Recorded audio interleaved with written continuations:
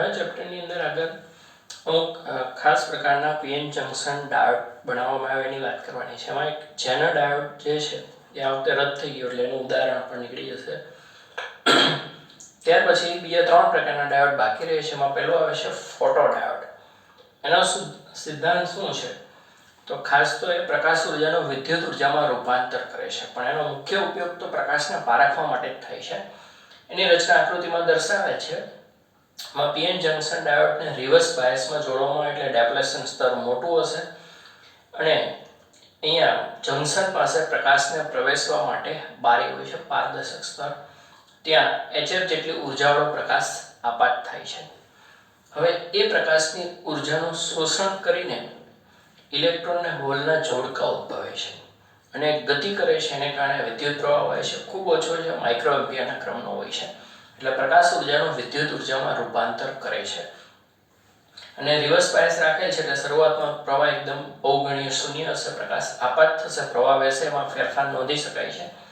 આપાત પ્રકાશની તીવ્રતામાં વધારો કરવામાં આવે તો પ્રવાહમાં પણ વધારો થશે. એટલે રિવર્સ બાયસ વોલ્ટેજ વિરુદ્ધ પ્રવાહનો આલેખ દર્શાવેલો છે. તીવ્રતા વધારતા પ્રવાહમાં વધારો જોઈ શકાય. આવું 11મા ચેપ્ટર ફોટો ઇલેક્ટ્રિક અસરમાં પણ આવા આલેખો તમે જોયા હતા, ખાલી અક્ષો ફરી ગઈ છે. તો આ રીતે ફોટો ડાયોડનો ઉપયોગ પ્રકાશ ઉર્જાનું વિદ્યુત ઉર્જામાં રૂપાંતર કરવા માટે થાય. પણ મેઇન ઉર્જા તો બહુ ઓછી, આ વિદ્યુત ઉર્જા કેટલી કામની નથી, પણ પ્રકાશને પારખવા માટે ખાસ વપરાય છે, ફોટો સેલ જેવું કામ. એટલે આપાત પ્રકાશની ઉર્જા બેન્ડ ગેપની ઉર્જા કરતાં વધારે છે તો પ્રવાહ વહેશે અને આપાત પ્રકાશની તીવ્રતામાં ફેરફાર થશે તો પ્રવાહમાં ફેરફાર થશે. રિવર્સ બાયસ છે એટલે પ્રવાહ સહેલાઈથી નોંધી શકાશે. તો આ ફોટો ડાયોડનો મુખ્ય ઉપયોગ રહેશે. હવે આપણે જોઈશું લાઇટ એમિટિંગ ડાયોડ, પણ એ પહેલા આના પર આધારિત ઉદાહરણ છે જોઈએ, કારણ કે આની સાથે બંધ બેસતું થશે, પછી બીજા ડાયોડ પણ આવશે.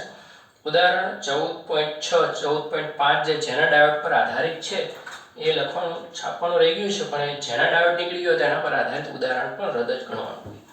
તો હવે આપણે 4.6 જોઈએ ઉદાહરણ જે આના પર આધારિત રહેશે. રિવર્સ બાયસ પ્રવાહ માઇક્રો એમ્પિયરના ક્રમનો હોય છે. આપણે જાણીએ છીએ રિવર્સ પ્રવાહ ખૂબ ઓછો છે, માઇક્રો એમ્પિયરના ક્રમનો, અને ફોરવર્ડ બાયસનો પ્રવાહ વધારે હોય, મિલી એમ્પિયરના ક્રમનો. તો પછી શા માટે ફોટો ડાયોડને રિવર્સ બાયસમાં જોડવામાં આવે છે? વિચારો જેવો સવાલ છે કે રિવર્સ બાયસનો પ્રવાહ માઇક્રો એમ્પિયર હોય, ફોરવર્ડ બાયસનો મિલી એમ્પિયર હોય, તો પછી આપણે રિવર્સ બાયસ શા માટે જોડીએ છીએ? તો એનાથી તો ખૂબ ઓછો પ્રવાહ આપણને મળશે ને. તો ધારો કે n પ્રકારના અર્ધવાહકને લઈને આપણે ચાલીએ. એમાં મેજોરિટી ચાર્જ કેરિયર એટલે ઇલેક્ટ્રોન છે, n વડે દર્શાવેલ છે, અને હોલને આપણે p વડે, n ને p એટલે એની સંખ્યા ઘનતા છે, માની લો n p કરતાં ઘણું વધારે છે. હવે તમે રિવર્સ બાયસ આપો છો અને પ્રકાશ આપાત કરો છો એટલે ઇલેક્ટ્રોનના હોલના થોડાક જોડકા ઉદ્ભવે છે, એમાં વધારો થયો. ઇલેક્ટ્રોનના જોડકાની સંખ્યા ડેલ્ટા n અને હોલની ડેલ્ટા p થશે. તો નવી ઇલેક્ટ્રોનની સંખ્યા ઘનતા n' એટલે n પ્લસ ડેલ્ટા n, હોલની સંખ્યા ઘનતા p' એટલે p પ્લસ ડેલ્ટા p. આ બે તો સરખા જ ઉત્પન્ન થયા હશે. પણ હવે તમે ગુણોત્તર જોવા જાવ, આંશિક પ્રમાણ, તો ડેલ્ટા n ના છેદમાં n છે એના કરતાં ડેલ્ટા p ના છેદમાં p મોટો હશે. એનું કારણ છે બેના અંશ તો સરખા છે પણ આનો છેદ ખૂબ મોટો હતો એટલે આ આંશિક ફેરફાર ખૂબ નાનો થઈ ગયો. એટલે માઇનોરિટી જે છે હોલ, એની અસરકારકતા અહીંયા વધારે જણાય છે.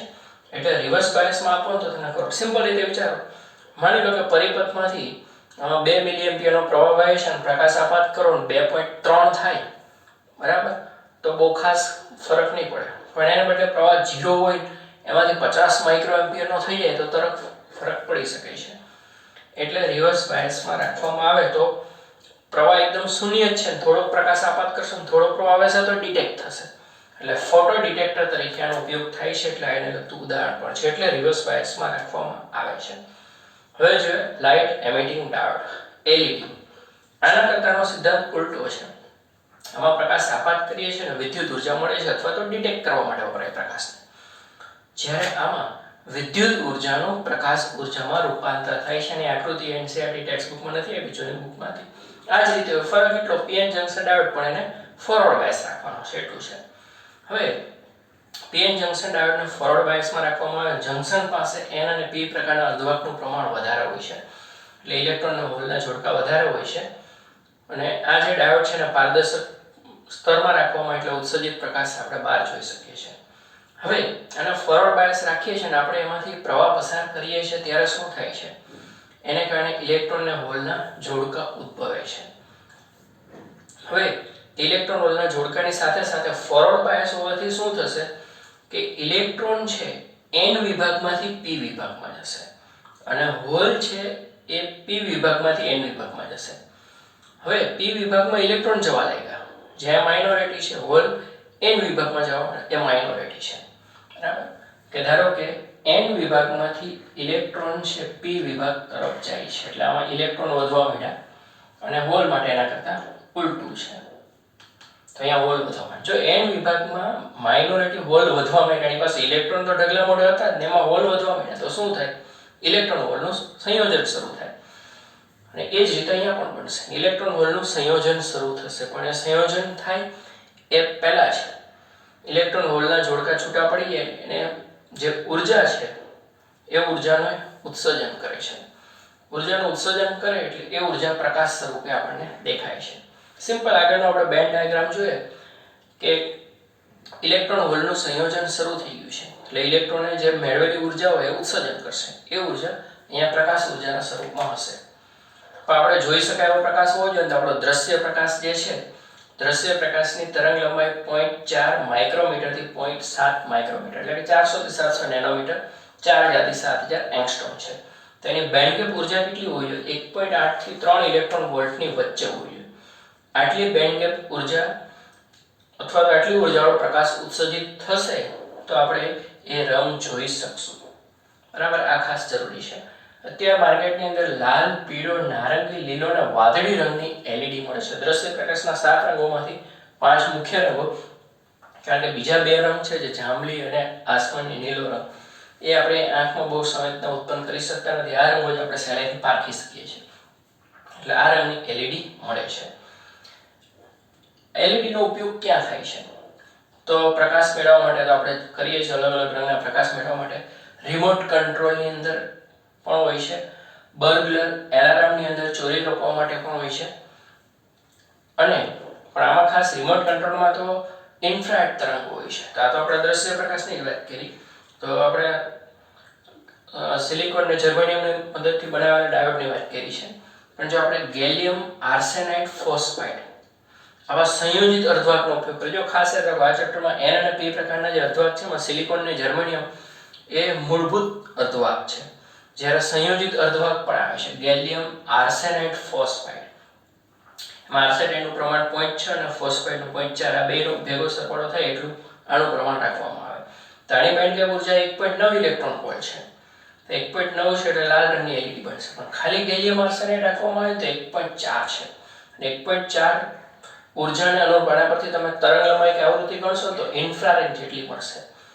એટલે ઇન્ફ્રારેડ તરંગો રિમોટ કંટ્રોલની અંદર એમાં ગેલિયમ આર્સેનાઇડ ની મદદથી જંકશન ડાયોડ બનાવવામાં આવે છે. હાલમાં સફેદ LED પર સંશોધન, સફેદ રંગ ઉત્સર્જિત કરતી LED પર સંશોધન ચાલુ છે. અને સક્સેસ થશે તો LED ઇનકન્ડેન્સેશન લેમ્પની જગ્યા લઈ લેશે. એના ઘણા ફાયદા છે કે ઓછા વોલ્ટેજ પર કામ કરશે, તરંગ લંબાઈનો ફેરફાર 100 થી 500 એંગસ્ટ્રોમ એટલે લગભગ એક રંગીય હશે, ઓછા વોલ્ટેજ પર ઓછા પાવરની જરૂર પડશે, તરત જ ચાલુ બંધ થઈ શકશે, કાર્યક્ષમતા વધારે જોવા મળશે.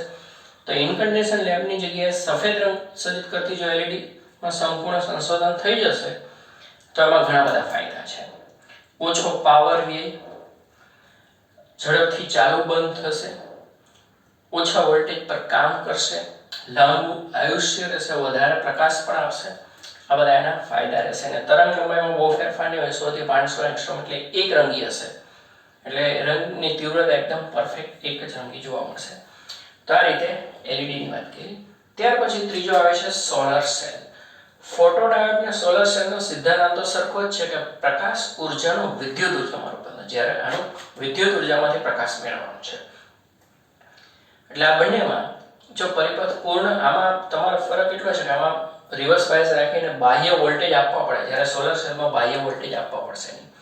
અને બંનેમાં તમે પરિપથ પૂર્ણ કરેલો હશે તો વિદ્યુત ઉર્જા વાપરી શકશો, નહીંતર સંગ્રહ કરીને પણ રાખી શકો, ખાસ કરીને સોલર સેલની અંદર.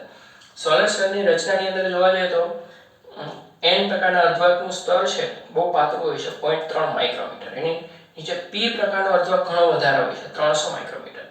એની નીચે ધાતુનું જોડાણ હોય છે અને સૌથી ઉપર આ જે N પ્રકારનો અર્ધવાહક છે એની ઉપર આંગળી આકારનો એનોડ રાખવામાં આવે છે. આને તમે કેથોડ ગણી શકો ને. આ જે એનોડ છે આંગળી આકારનો એનોડ અને એની ઉપર પારદર્શક સ્તર હોય છે. હવે આ જે એનોડ છે વધારે જગ્યા ન રાખવો જોઈએ કારણ કે પ્રકાશ આપણે P વિભાગ જો N વિભાગ સાંકડો હોવાને કારણે જે પ્રકાશ આપાત થશે ને સીધો જંકશન પાસે પહોંચશે. જંકશન પાસે ઇલેક્ટ્રોન હોલના જોડકા હોય એટલે ઊર્જા મેળવી ઇલેક્ટ્રોન વેલેન્સ બેન્ડમાંથી કંડક્શન બેન્ડમાં જશે તો વેલેન્સ બેન્ડમાં હોલ ઉત્પન્ન થશે એટલે ઇલેક્ટ્રોન હોલના જોડકા ઉત્પન્ન થશે. ઇલેક્ટ્રોન N વિભાગ તરફ ગતિ કરશે અને હોલ P વિભાગ તરફ ગતિ કરશે એટલે આ બાજુ ધન આયનો આ બાજુ ઋણ આયનો એટલે ફોટો વોલ્ટેજ ઉત્પન્ન થશે. EMF પ્રેરિત થશે જે આમાં પણ થઈ શકે છે.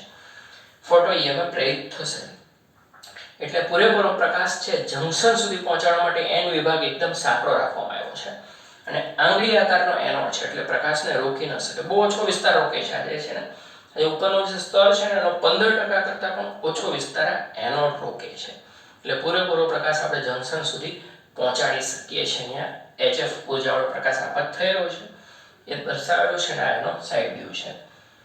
તો એ પ્રકાશની ઉર્જાનું શોષણ કરીને ઇલેક્ટ્રોન N વિભાગ તરફ ને હોલ P વિભાગ તરફ ધકેલાશે એટલે ધન આયનો ઋણ આયનો જમા થાય એટલે EMF પ્રેરિત થશે એટલે આમાં વિદ્યુત ઉર્જા ઉત્પન્ન થશે સંગ્રહિત થશે અને પરિપથ પૂર્ણ કરી દો જેમાં બાહ્ય બેટરીની જરૂર નથી તો પ્રવાહ વહેવા મળશે અને પ્રવાહ વહેવા મળે એટલે વિદ્યુત ઉર્જા આપણે વપરાશમાં છે એટલે સંગ્રહિત કરીને રાખી શકો છો. જરૂર પડે તો વાપરી પણ શકો છો. આનો ઉપયોગ ખાસ ક્યાં થાય છે તો સેટેલાઇટની અંદર કે અવકાશીય ઉપકરણોની અંદર અવકાશીય વાહનોની અંદર આનો ઉપયોગ થાય. દિવસ દરમિયાન સૂર્યપ્રકાશને કારણે સેલ છે એ ચાર્જ થશે અને રાત્રિ દરમિયાન ઉર્જા વાપરી શકે કારણ કે ત્યાં તો કઈ બીજું જોડાણ આવવાનું નથી વિદ્યુતનું. સોલર સેલ બનાવવા માટે જે દ્રવ્ય છે એમાં કેવી જરૂરિયાત છે તો કાચું દ્રવ્ય છે વધારે પ્રમાણમાં પ્રકાશનું શોષણ કરી શકે એવું હોવું જોઈએ. વાહકતા સારી હોવી જોઈએ. સહેલાઈથી ઉપલબ્ધ એટલે કિંમતમાં સસ્તું હોવું જોઈએ. ઘણો મોટો વિસ્તાર રાખવાનો છે એટલે વધારે પ્રમાણમાં પ્રકાશ એમાં આપાત થઈ શકે છે. અહીંયા બેન્ડ ગેપ ઉર્જા કેટલી આવે છે તો સિલિકોન 1.1 છે ચાલી જશે.